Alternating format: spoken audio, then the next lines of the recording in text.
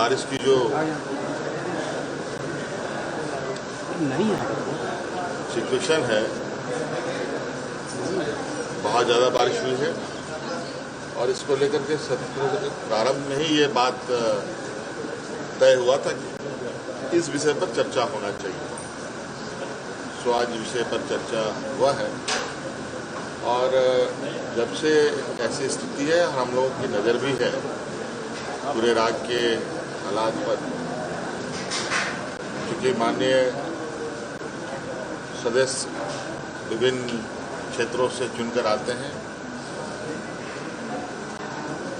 जगह जगह की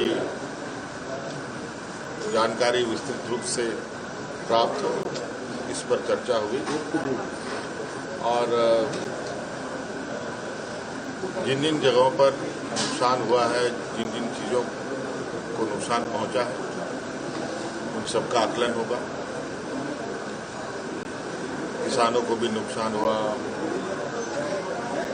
सड़कों को भी नुकसान हुआ, पुल पुलिया का नुकसान हुआ, बिजली खंभों को भी नुकसान हुआ, बहुत सारे लोगों की जानें भी गई।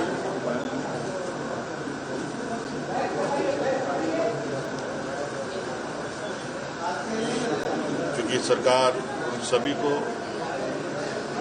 ध्यान में रखकर उन तक राहत हम लोग पहुंचा पाए, ये सरकार की मंशा रही है।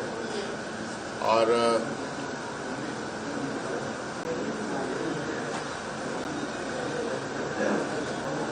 इस पर विभाग भी बड़ी तेजी से अपना काम भी कर रहा है और अभी भी आप देख रहे हैं कि बारिश रुक नहीं रही और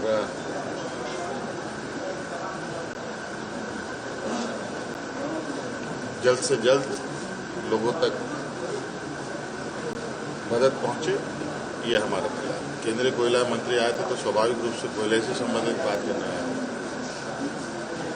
तो उनका विषय था, उस विषय पर हम लोगों ने चर्चाएं बातें हुई। कुछ उनकी समस्याएं हैं, कुछ हमारी समस्याएं हैं। हम लोगों ने अपनी समस्याएं दूसरे को बताई, समाधान के लिए रास्ता कैसे हो आगे, उस पर चर्चा हुई।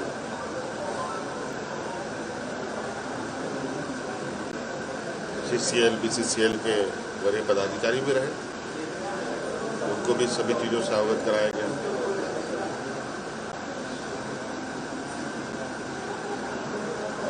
क्योंकि बहुत लंबे समय से यहाँ पर कोयला खनन के कार्य हो रहे हैं। पहले तो हम लोग धनबाद को ही कोयले का भंडार समझते थे, अब ये फैलकर लगभग बड़े पैमाने में विभिन्न जिलों में जा चुका है। अब कोयला बोकारो से भी निकलता है, रामगढ़ से भी निकलता है, हजारीबाग से भी निकलता है, चतरा से भी निकलता है, लोहरदगा से भी, लातेहार से भी, पलामू से भी। अब ये तो कोयले की बात है, कई और खनन कार्य भी हैं, आयरन ओर है, बॉक्साइट है, तरह तरह की खनिज संपदाएं हैं जहां अलग अलग जिलों में इनके कार्य हो रहे हैं। अब इस पर एक बृहद चिंतन करने की आवश्यकता है, क्योंकि ये बात भी सही है कि इन खनन कार्यों से बड़े पैमाने पर लोग विस्थापित भी हो रहे हैं और कैसे उनके समस्याओं का समाधान हो, इस पर आगे और गंभीर चर्चाएं हों। लाइव लगातार के वीडियो को लाइक करें, सब्सक्राइब करें और बेल आइकन को दबाना न भूलें।